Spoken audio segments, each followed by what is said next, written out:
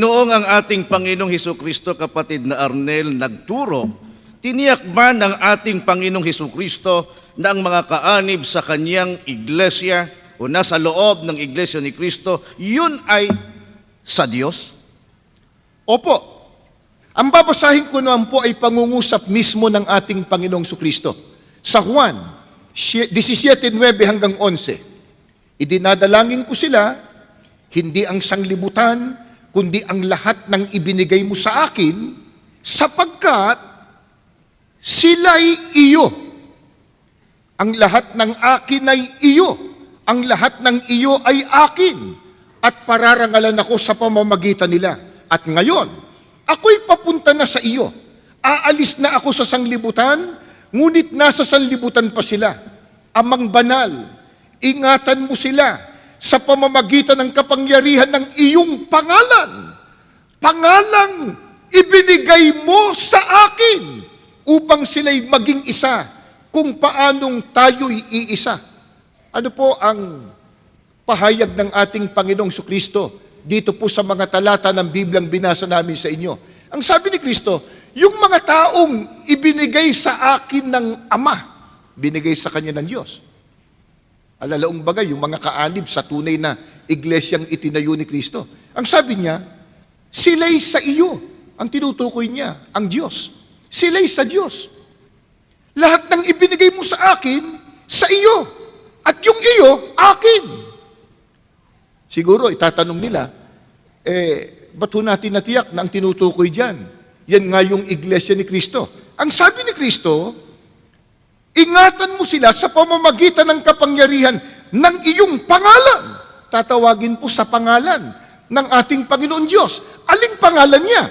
Pangalang ibinigay mo sa akin. Yung pangalang ibinigay ng Diyos sa ating Panginoong Hesukristo. Alin po ba ang pangalang ibinigay ng Diyos sa ating Panginoong Hesus? Babasahin ko po itong turo ng mga apostol, dito po sa Gawa 4, ang talata po ay 12. Kay Hesukristo lamang matatagpuan ang kaligtasan, sapagkat sa silong ng langit, ang kanyang pangalan lamang ang ibinigay ng Diyos sa ikaliligtas ng tao. Alin po ang pangalang ibinigay ng Diyos? Pangalang Kristo. Paano po kung itawag ang pangalang Kristo sa iglesia na itinatag ni Kristo? Binasa na po kanina, yung Roma 16:16, iglesia ni Kristo. Kaya maging ang ating Panginoong Hesukristo nagturo na yung iglesia niya, iglesia ni Kristo, sila po ay kanino? Sa Diyos. Sabi ni Kristo, ang akin ay iyo. Nasasagot ka, Joel? Opo, Tanong. maliwanag pong sagot. At ang sabi po, sa talatang binasa po ninyo, yung kay Kristo ay sa Diyos. At yung sa Diyos, sa Kanya rin. Pero meron pang nais malaman si Socorro. Opo, yung tanong niya, kung mababasa ba sa Biblia na ang iglesia ni Kristo ang tiyak na maliligtas? Magandang tanong yan. Ang dami na pong pagtatalo o debate o argumento o pag-uusap o dialogo na nangyayari sa iba't ibang mga pangkati ng paniniwala. Yung salita pong tiyak na ligtas. Walang aamin na hindi po sila tiyak na ligtas eh. Pero sa Biblia po ba, merong nakasulat na tiyak na ligtas? Sana po ay dinadama po ninyo yung ating pag-aaral. Ano ho? Maaring itinanong lang yon ni Socorro, baka yun din po ang tanong ninyo. Meron bang nakasulat sa Biblia, tiyak na ligtas? Siguradong ligtas. Sino yon? Ikaw ba yon? Ako ba yon? Sila ba yon?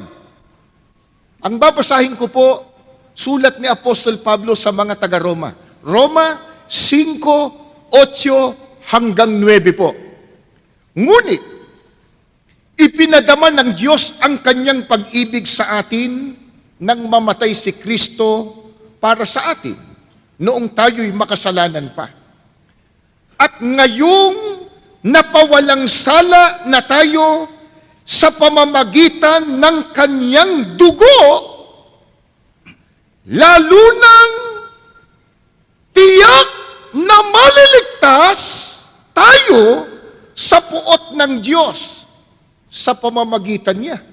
Letra por letra po, binasa natin yung salitang tiyak na maliligtas. Pero sino daw po ang tiyak na maliligtas? Si Apostol Pablo po may sabi, yung mga taong napawalang sala sapagkat natubos ng dugo ni Kristo. Nagkasala. Bakit ba hindi? Lahat ng tao nagkasala maliban kay Kristo. Pero ito po, napawalang sala sila. Bakit? Natubos ng dugo ni Kristo. Kaya kapatid na Joel at kay Socorro Melchor ng UP Diliman, hahanapin mo lang kung saan nakasulat sa Biblia. Sino ang natubos ng dugo ni Kristo? Malalaman mo na, yun ang tiyak na ligtas.